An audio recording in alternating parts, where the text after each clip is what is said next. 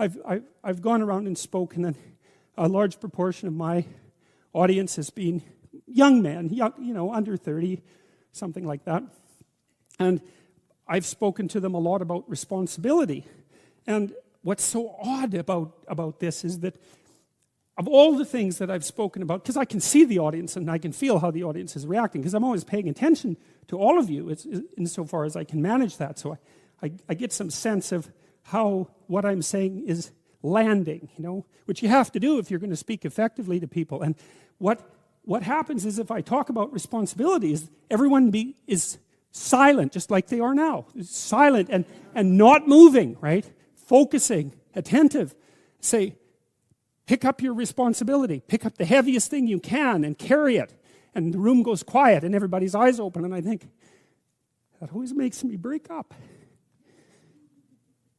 I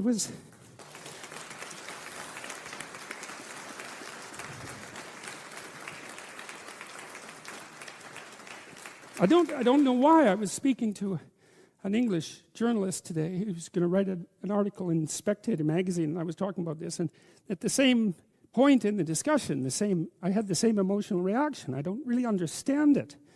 I think there's something about it that's so crucial, because we've been fed this unending diet of rights and freedoms, and there's something about that, there's something about that that's so pathologically wrong, and people are starving for the antidote, and the antidote is truth and responsibility, right? And it isn't because that's what you should do in some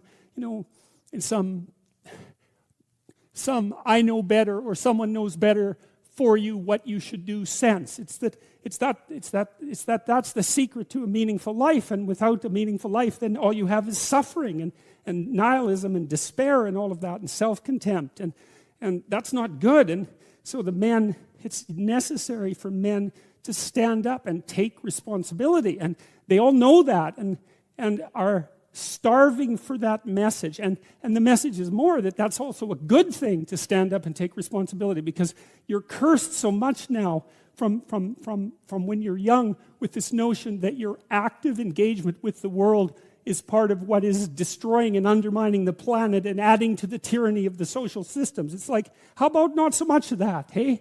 Because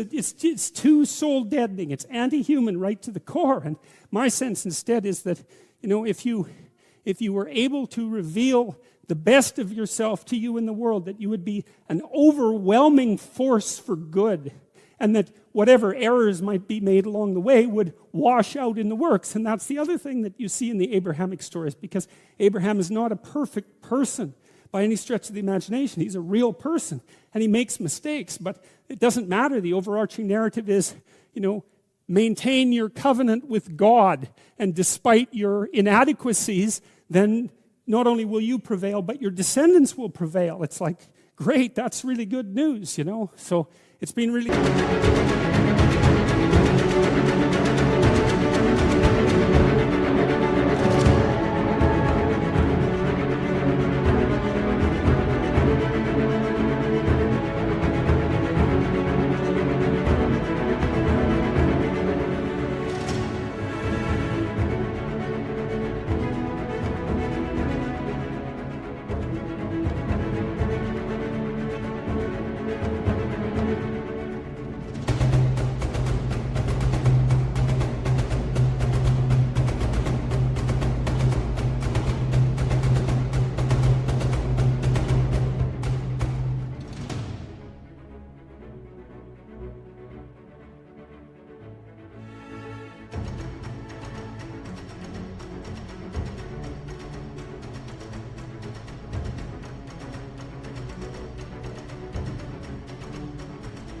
something to see that in the stories.